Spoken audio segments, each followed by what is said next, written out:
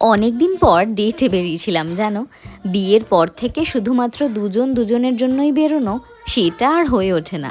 হ্যাঁ, ভিডিওটা সবাই দেখলে বলবে মিথ্যে কথা বলছি, কারণ আমাদের বেরোনো তো হয়ই, কিন্তু সেটা হয় মাসকাবাড়ির মালপত্র আনার জন্য, না হয় ডাক্তার, ওষুধ, আর না হলে সংসারের যাবতীয় খুঁটিনাটির জন্য। সেই জন্যই এতদিন পর একটা সন্ধ্যা নিজেদেরকে দিলাম। ভেবেছিলাম প্রচুর গল্প করব আগের মতো, কিন্তু যা প্ল্যান করা হয় সবটা তো হয় না। প্রথমে এই মানুষটা আর তারপরে মশা, এই দুটো আমাদের জ্বালিয়ে খেলে। আমাদের এই ব্যস্ত শহরটার ছুটন্ত গাড়িগুলোকে দেখতে আমার বেশ লাগে। আর ভালো লাগে ঘটি গরম খেতে। বিয়ের আগে দুজনে এখানে এসে কত যে ঘটি গরম খেয়েছি। তারপর গেলাম চা ও নচিকেতাতে।